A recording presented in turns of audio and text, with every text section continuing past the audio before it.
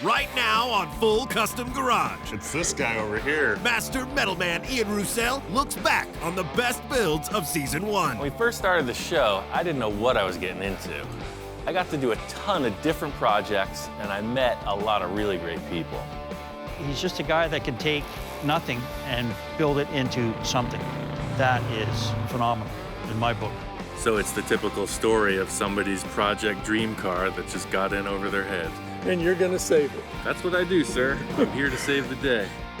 Hot damn, she loved it. She really, really loved it. It's way cool. I'm really glad he did this project. I didn't expect to see what I saw. With every project, I'm always trying to do some crazy stuff, you know, really push the envelope. Sometimes that gets me into trouble, but that's the fun part.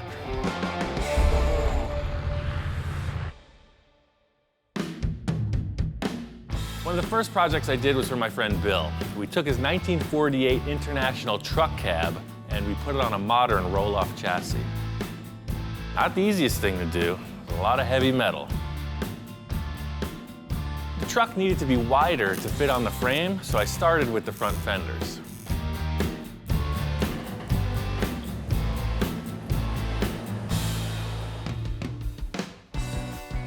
So we get this cab set up on the chassis, and it looks bitchin'. I'm really happy with it.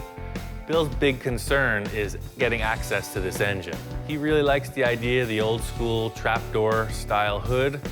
I think we should just go bigger.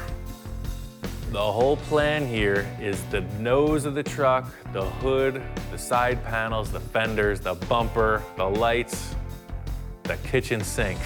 The whole deal slides forward and gets out of your way. You want to check the oil? There's nothing stopping you. I helped out on a build of a really cool truck, showed Bill a bunch of pictures of it, and I think we could use the same formula for this, just upsize everything. We need to get this so that it's a sliding mechanism. I'm thinking like trailer hitch stock. It's like, see how you got these two square telescopic tubes? Oh. If we just had some generic material. You know, I have some tube down there on the pipe rack that I want you to take a look at that might work for that. That's the stuff, man. So my idea for the sliding tilt nose, I got this trailer hitch receiver stock, and he has the interior section for that. See, it's different than the standard stuff because it's got rounded edges.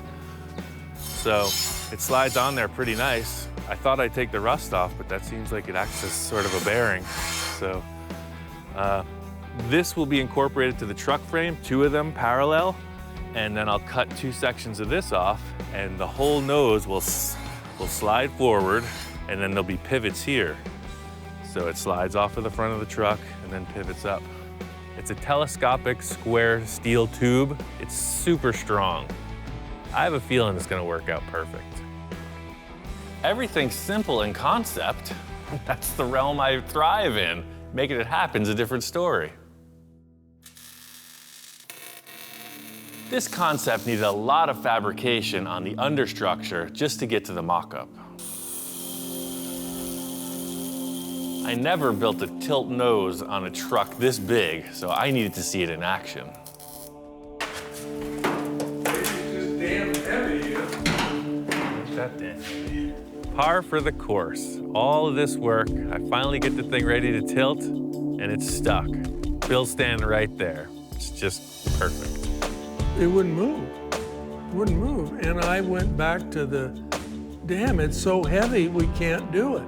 And I'm thinking, oh my gosh, now what? When you got 5 million welds, your percentage of some attaching themselves to the cab is increased, so in the end, that's what happened. The thing would not hinge open because it was welded shut. Like that. And it'll pivot up. Like that.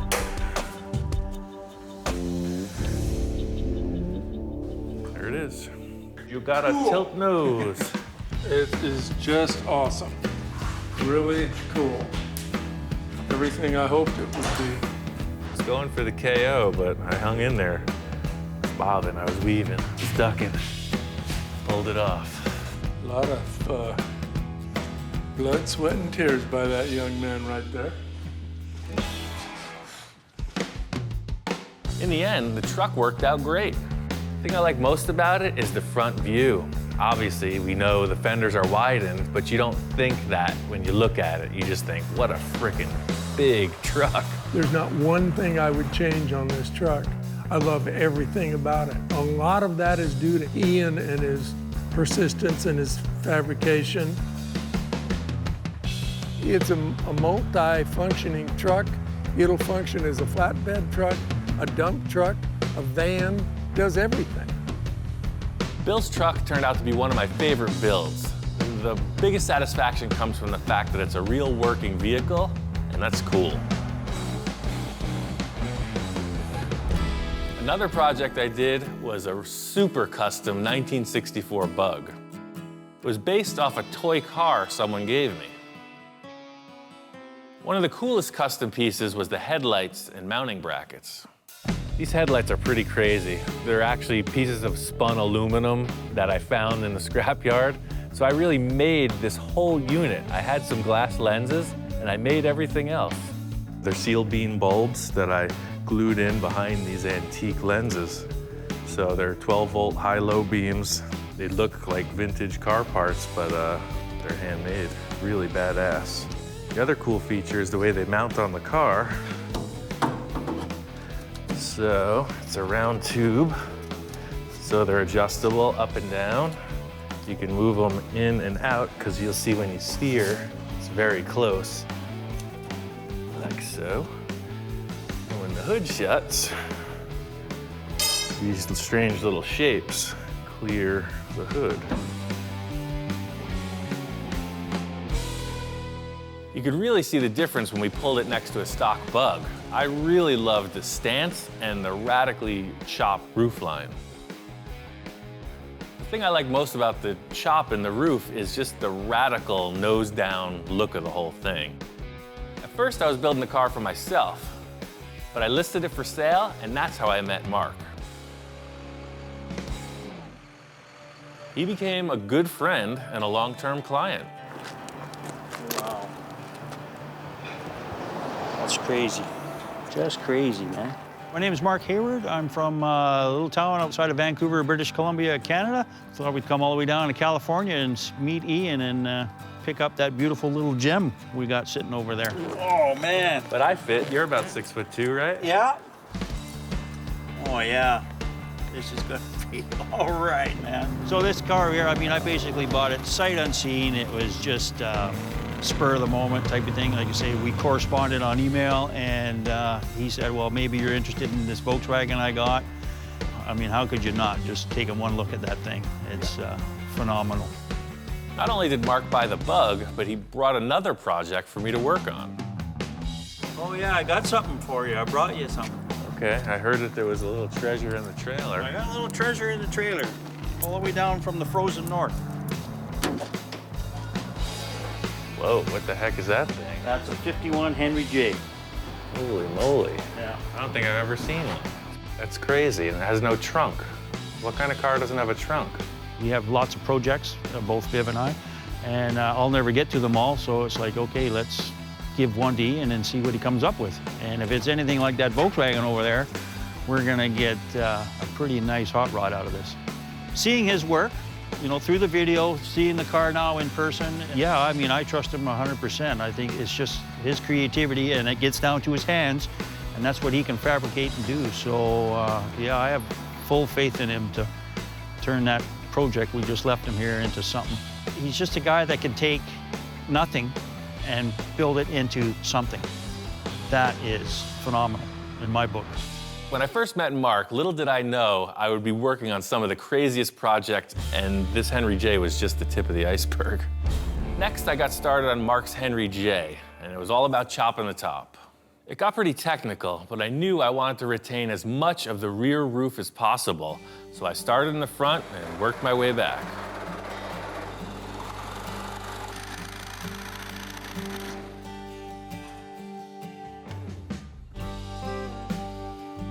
I got the A-pillars all finished off. I'm committing to this chop. That's the height of the roof. I wasn't looking forward to cutting this roof and making it wider, but I think I'm gonna have to. I started looking at it, and I found that this drip rail was actually tapered. So I think I can use this to my advantage. It looks like the drip rail is straight all the way through the door, and then right at the B-pillar, it starts to taper in. So if I was to attach the B-pillar, trim it, and pull the rear of the roof out, it'll go straight right back through. It'd be easier to cut the drip rail off, but by leaving that, people are gonna think it's a stock part, and then they're gonna start wondering. So that's what I gotta do, cut the whole roof, lengthwise, back to front. I thought this chop was gonna be a walk in the park. I told the client it was gonna be like the VW Bug I made for him, and that was easy. Oops. You never know what you're gonna get into. The only way through it is to keep moving forward.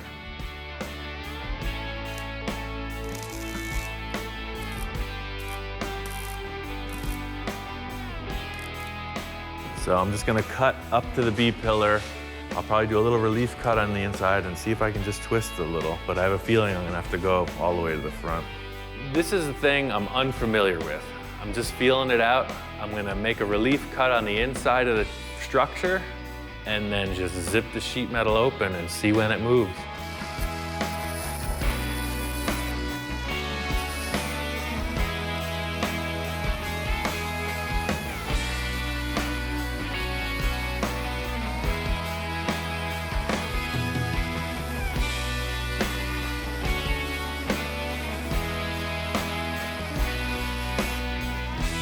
This is really delicate because in pulling this panel out, it could buckle the drip rail, and I'm really trying to make it look right. That's the hard part. It's gonna work. I don't even have to cut ahead of the B-pillar. I just put a trim on the back side of that structure, and this guy will pull right over. I really lucked out. Made a couple cuts, I pulled the thing, and it snapped into place like it was meant to be. Yep, that's why I get paid the big money. Pretty cool. The thing is, it looks easy because I just cut it, but I've cut a lot of cars. I know how these panels flex, and that's why I made this decision. I'm just gonna weld it on there now, like I meant to do it that way. The cuts in the roof turned out to be a lot smaller than I thought they were going to be, and that was a huge relief. From there, it was just a matter of filling the gaps with sheet metal and finishing it off.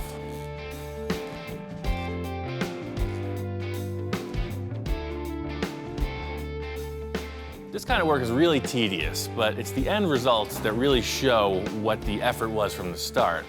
I think the end result with this chop was that it's very subtle. Could have gone really radical. It looks good from every angle, and that's what I was really trying to accomplish.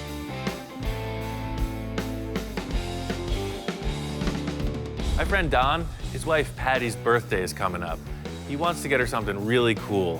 Her family has a long history with dune buggies, so he's thinking about putting together one for her. It's going to be a total surprise for her. Growing up, her dad had a Myers Manx when they first came out, and my wife had a lot of good memories with that dune buggy out at Pismo and some of the desert areas with that. Don is a car fanatic. His wife is a little more conservative. She's always wondering what he's doing over here. He's got 6 million cars. I think that this dune buggy might seal the deal. It might win her over to our side. It's just going to be epitome of driving around in something cool, you know, especially done by Ian, because he's so creative. Ever since I started this project, I've been thinking about the engine. Searching around at Don's, as usual, he's got so much stuff. I find an electric motor for a forklift. Just in a pile of parts, you know, there's this electric motor, there's a bunch of switches, speed controllers, just electric stuff. It just got me thinking. I mean, an electric dune buggy, nobody's got that. A lot of my ideas seemed pretty crazy at the time, but actually pulling it off is the big challenge, you know? It's almost like there's a Jekyll and Hyde scenario. I had to make this electric motor work with the Volkswagen transaxle. I tried to make the simplest possible coupler. I used an old clutch disc and just welded it to a couple pieces of tubing. That fits the Volkswagen transaxle. What do you think about that? It's gotta work. I'm going off the standard VW gearbox, so it has a neutral, which is perfect. I don't have to worry about the tires spinning. So it's kind of a safety mode. I'm just gonna hook up the motor and run it, see what happens with no stress on it. It's such a bummer. It seems like anything that can go wrong will. This electric motor spins the reverse of what a Volkswagen engine does. That means we have 4 reverse gears and 1 forward gear. It's in reverse now, which will make it go forward. It's something I need to figure out. Yeah, there it is. I'm not gonna get caught up in the fact that reverse is forward. Sometimes things go sideways for me. It's still gonna move. First gear is here, and then second gear. The electric motor was only gonna spin one way, and that was backwards. So I put the car in reverse, and I made 4 different voltages that spun the motor at different speeds. And then with 4 batteries, you'll have 4 gears. Should go 1,000 miles an hour. I finished it up, painted it, and took it for a quick test run before I showed Patty.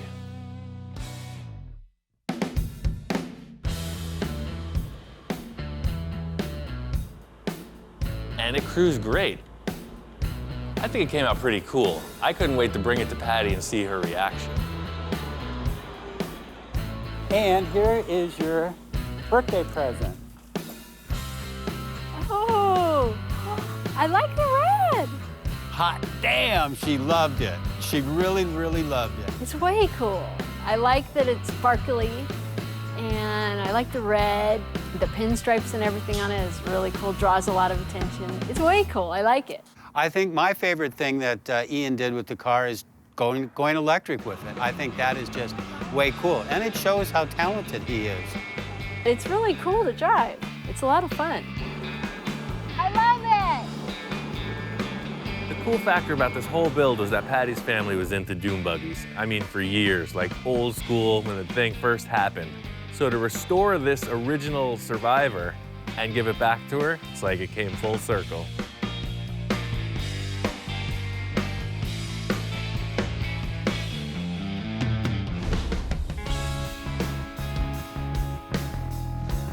We're in Ventura, California. It's the Chopper Fest. Just looking around, see what's happening. I got a couple ideas of a bike I want to build, and I'm just seeing what's out there. Seems like the bike world's taken a couple turns in what's popular with style. For me, the 60s, 70s, the chopper thing that was going on is really the core of it. A big part of the chopper scene were these straight 4 engines, Hondas, Suzuki's. Denver's Choppers was building frames for these kind of engines, and I just think it's cool. I want to take that element of a really long bike, but make it a 3-wheeler. Trike conversions have always been popular for motorcycles. It's really hard to get style into this 3-wheel design, and I'm just gonna push my skills and try to make it happen. This project was all about the look, so once I got the engine and frame kind of figured out, it was really all about the seat and body shape. This bike has a solid rear end. It's a rigid, it has no rear suspension. I need a comfortable seat. I was looking around for seats, motorcycle seats, horse saddles, wheelbarrows, anything. You know, it just occurred to me, I've been sitting, working for 10 years, 8 hours a day on this freaking work seat. I think it's perfect.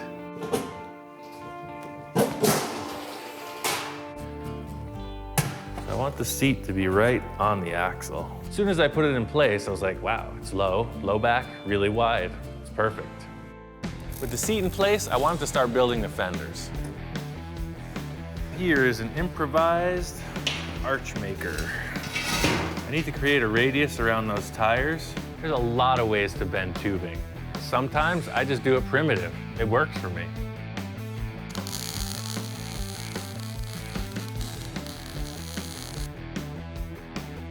Weld the end, flip her over,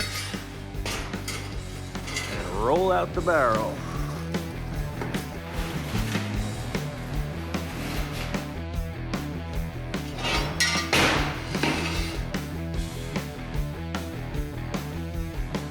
This rim made the ring too small, so I'm just gonna stretch it out on this tire. It's always easier to open the arch up than to try to shrink it down. So the idea here is to get this to be about just a ½ or an inch off of the surface all the way around the tire, kind of like here. So all you do is just start to beat on it.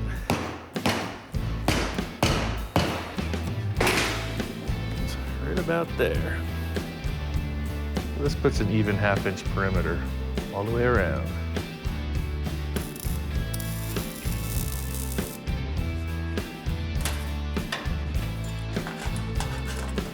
You can see it swings down and then out and then back around, and it's all one panel.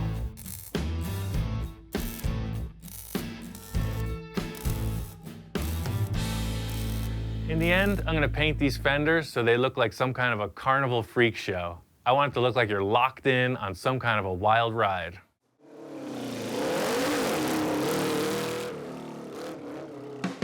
The whole thing with this is to look like a giant toy. It looks like a big wheel. It's one thing to think about a project, but to see it right there, it's great. It's what I live for. It was fun to take it to the Born Free show and see that other people were digging it too. Hot rods are a purely American thing. They started with early Fords mostly, 20s and 30s Fords. As I understand, GIs came home from World War II, and they wanted to go fast. These were made from cheap cars that were just sitting around, just waiting to be hot rodded. These cars are really desirable. They're making fiberglass reproductions, all steel reproductions, so to find an original surviving all-metal body, that's the best starting point. Ian and I have been friends for a while. We've worked on several projects together. He gets excited coming over here to see all the projects that I have. I like things a little more simple, and Ian's way more creative. This is like ideal hot rod material. It's a little bit too far gone if you needed to restore it. All the mechanical parts are junk, but for a hot rod, this body is really good. One of the more unique things of this build was the roof. Every Model A has a hole in the roof. Can't get around it. One of the cool factors is it really gives you an opportunity to kind of make your mark. I've been looking around all over, trying to figure out what's gonna be cool.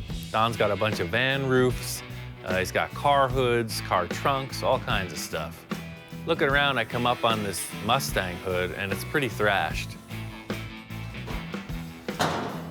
This is a '69 Mustang hood. The car got wrecked. I cut it out about the same size as the roof opening in the Model A. It's got a neat crease down the center, and it's worthless as a replacement hood.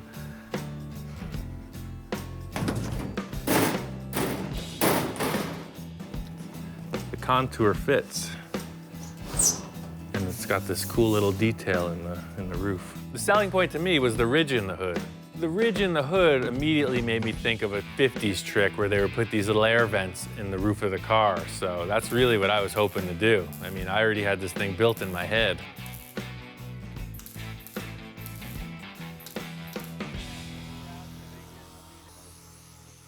When Ian was gone, I went ahead and I got some LED lights. In my absence, the hood scoop, this great styling element, has become a third brake light. Very interesting. I like the practicality of the safety part of it because the car sits fairly low, that I think that's going to work out really good. He wired some wires up through the body, and he put these LEDs inside. In the end, it's all about craftsmanship. You know, that is a very custom third brake light. Oh, look at that. Boy, somebody will see me for miles away. Perfect. At the end of the day, Don was really happy. He's got a cool hot rod, and he loves to drive it. I'm really happy with the way this whole build went because the car is easy to get in and out of. It's a nice car to drive. It handles well, it corners well, it stops well, and the wife can get in and out of it well. I'm just so tickled. I mean, I couldn't have asked for anything more, or a person of Ian's caliber to help me with my own personal project.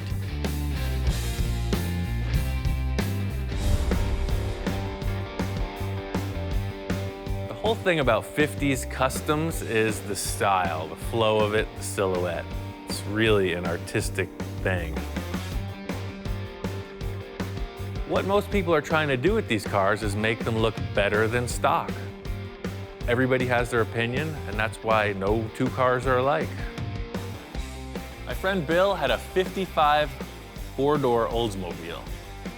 The initial idea was to freshen it up a little bit, but of course, as things went along, it got a lot more involved. First, I chopped the top, and Bill really liked it. Seeing the roof 3 inches lower, I know I nailed it. But standing around looking at it, it just needs something else. I've already gone this far with the chop. It's a great looking car. I think its value has increased.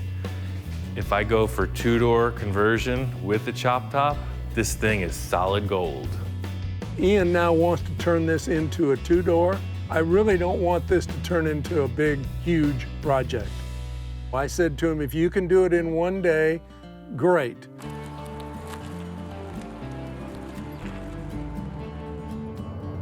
On our way out to Riverside, California, found a guy who's got a 55 Olds.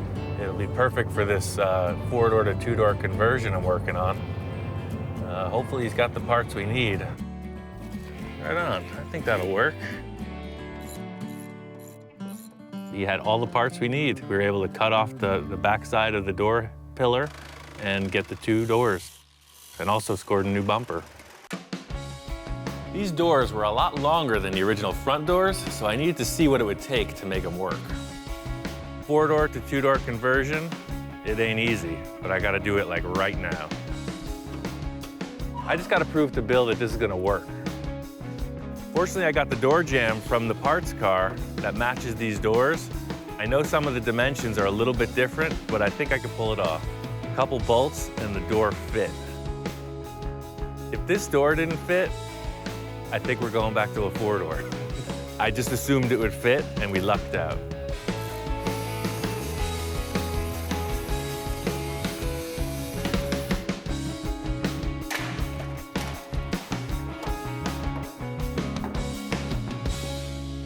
I used the stock rear door to complete the quarter panel, and Bill and I decided on a two-tone paint job. This car just needs something to put it over the top. I called my friend Scratch in. He's the best pinstriper I know. I think he's just gonna finish this car to perfection.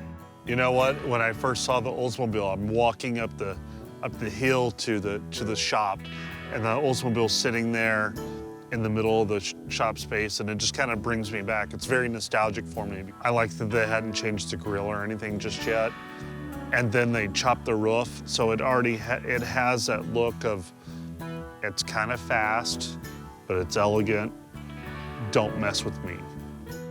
Scratch really likes Oldsmobiles and traditional customs. I knew it'd be perfect to pinstripe this thing, but Bill was a little skeptical.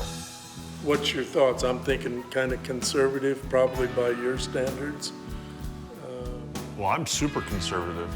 I know that's hard to believe. It is. It's actually really hard to believe, but it's this guy over here. He's the wild man. Scratch just explained what he had in mind, and Bill was totally on board. Oh, a lot of people don't know this, but pinstriping actually was an art form that was made up to cover up bad bodywork. So striping's always in the same places, in the front of the hood, in the middle of the deck lid, and that's where the emblems and stuff had been shaved off, and then over the headlights and over the taillights, because that's where they would French the headlights or French the taillights. But later on, custom bodywork was taking so long, people would have their cars at their shops for so long that they're like, let's just get a stock car, lower it, and do a panel paint job on it. Like, has a stock original paint around it, we'll just tape it all off and spray another color, or we'll tape it all off and just do striping around it. And that's basically what we're doing. I really like the pinstriping. It's subtle, but it came out great. Got the car finished up and on the road, and Bill was super happy. You know, with Ian, every time I get him on board, none of these projects are simple. This was a huge, big undertaking. This thing was really rough, and he did a marvelous job on it. Just take a look at it. He really walked the last mile on it. I love the way this Oldsmobile looked when it was finished. It was pretty classy, nothing too crazy. Always cool to see a nice old car on the road. This next project was one of my own. It's a 1949 International Harvester Metro van. It's a delivery truck that I put on a modern pickup truck chassis. This episode was all about the interior. I've done a whole ton of work on this van, but for any cool custom van, it's all about the interior. And if you want to have a party in here, this stuff ain't gonna fly. I gotta fix it. The thing I like most about this, it's just funky. You don't see them. I've had VW buses since I was 15. I've always loved them, and this is like a big brother to a VW bus. It's like the next bigger size. It's able to tow. It has a good V6 engine with a manual transmission. It's the same idea as the VW bus, but rarer and cooler. My whole concept with this is like a dual-purpose vehicle. During the week, it's a work truck, and on the weekends, it's a play vehicle. I want it to be able to convert from work truck to camper pretty easily. I called my friend Bob to give me a hand. Ian's working on a project, and he said he could use my help, and so I thought he'd come out and work with him again. Every time I get the opportunity, I'd love to come out. This is the start of the rear deck.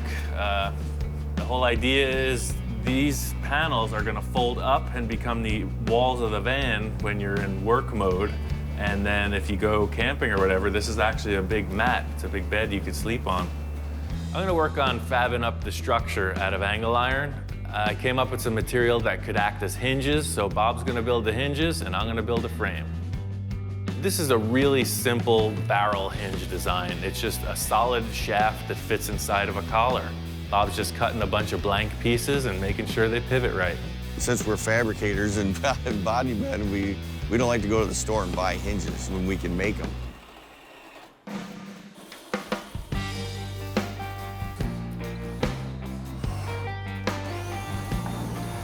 I need some material for the walls. They're gonna be upholstered. I had a couple acrylic sheets, plexiglass. It'll work perfect. You could use pretty much anything. It's gonna be covered with vinyl in the end. I just cut it to fit and put a couple screws in it. What do you think, man? You need a couple bean bags, a few bongos. Cooler, full of ice cold beverages. I really thought about how this was gonna work, and I decided by butting this frame up against the door jambs, when I lifted them up, they were gonna clip into place, and it worked. I'm really enthused about getting to work on it, and I'm really glad he did this project, you know, for himself. You know, it's something really, really nice. The van's together. I got the airbags in, it's a driver. The big secret it's hiding is it's my old work truck. It's a 1988 GMC pickup truck. From the radiator to the gas tank, I modified the whole thing and put this international body over it, so it drives like a modern vehicle. It's got a Vortec V6 with a manual 5-speed. Airbags all around. It's a bitchin' ride. I chose this kind of oxblood color vinyl for the interior because I just thought it would look rich. You know, the exterior of the van is pretty mellow, but when you look inside, it's pretty special. I spent a lot of time on the structure of the fold-down walls. I wanted them to be very usable, so this whole hinge and steel mechanism I came up with has proven to work well. The whole concept with this van is its usability. You know, it's not a show car. So the back is set up to load and carry whatever, or you can hang out in it. That's the whole idea with this. It's a utility vehicle. I still have this van. I'm kind of glad I didn't get rid of it because my friend Rich Evans is going to use it for his vintage flats paint company as a display vehicle. One of the craziest projects I did in season 1 was for my friend Victor. He wanted to make a custom bubble top for his 1962 Thunderbird. I'd never done it before, and creating a bubble that big turned out to be really difficult. In order to do it, I needed to build a massive oven in order to heat the plastic. Big challenge trying to figure out how to heat this thing up. I'm just hitting walls with it. I'm talking with Victor about it. And he said, well, we need some igniters or elements. I said, I got some perfect elements. Let me just finish cooking my steaks. I guess his family barbecues a lot. You know, they have big family events. go on vacation. They do a lot of motorhome camping, and they got these 2 huge commercial barbecue grills, and he thinks that it's gonna make it happen. Victor and I share a lot of the same characteristics. I think this barbecue thing might just be too much. He's convinced it's gonna work. All I have to do is prove it. Each grill has 2 propane tanks, so we'll have 4 5-gallon propane tanks, which should be plenty of capacity. As long as these guys get that volume of air warmed up, it should work. All you can do is try. We're either gonna have the right amount of heat or not enough. We'll see. They make some heat. Let's put the lid on. In keeping with the low-tech approach, I've got some plumbing pipe, a simple gauge, and some air fittings. The idea is to just create a controlled air source to inflate this thing. Target temperature for this is 375 degrees to get the plastic that hot. I had the idea that this laser thermometer would be a perfect way to check out the temperature, and yeah, the readings are consistent, it's heating up, and it seems like it's gonna happen. Pretty weird. This huge sheet of plastic, as it heats up, is starting to deform. It's getting like all wobbly looking, and just putting a little bit of air pressure in it. Ian just strategically putting the air in and heating it up, and I walk up out of coming from a project that I was on, and I said, Ian, crank it up, let's take it to the limit. Yes, Captain, taking it to the limit, as requested.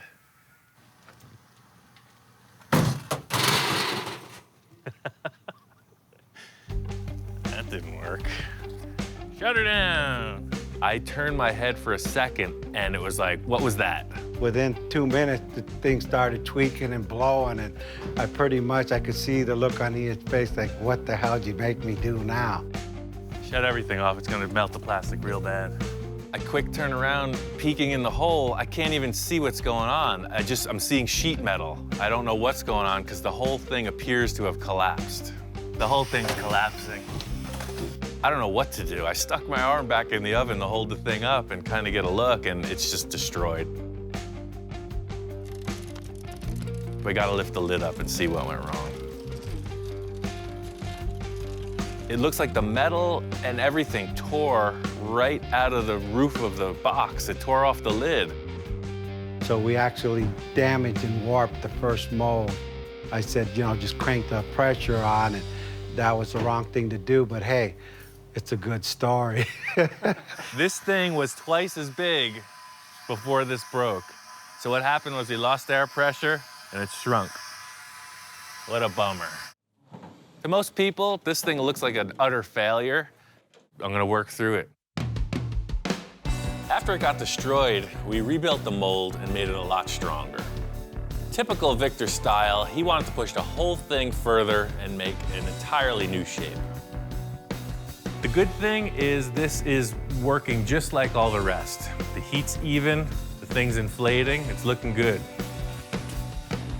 Oh, the front, look at this. Amazing. We're there. I can't push it anymore. I'm gonna raise it up. It's the moment of truth.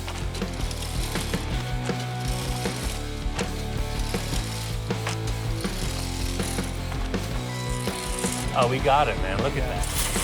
Yeah, see, that's what I was looking for. Everything looks great. It's back into shape. The whole idea is to just cool it off, raise it up out of the box, and unclamp this beast.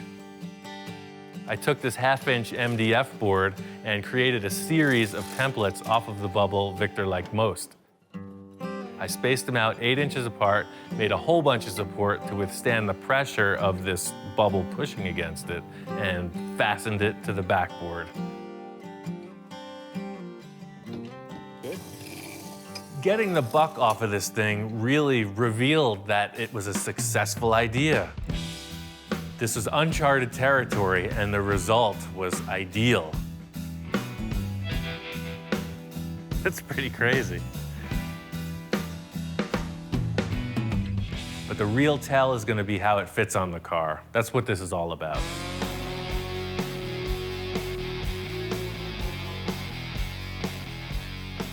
This car has been in the works for a long time. It is a concept car. It's gone through so many phases of development, and now to have it finally wrapped, I'm stoked. The car came out amazingly beyond my expectation. On the bubble top, the interior, this is a total custom build. The bubble top is next level. The car is, like I said, a piece of art. I mean, the car is a masterpiece. I saw Victor pull in the driveway with this thing. It's like, get out of the way, mister. I want this car. Well, Ian, when he came in and seen it, all of the ideas all came together, and he was impressed. The thing drives up and it looks like a spaceship. I wish it didn't have tires. You open the bubble top and the interior is just going off. There's all kinds of crazy stuff going on in there. I'm ecstatic, he's ecstatic with it. Everything flows just perfect. The first season was a ton of work, but I'm used to that. The thing was the great unknown. We just threw it out there to whatever might come in the door, and it really was a great time.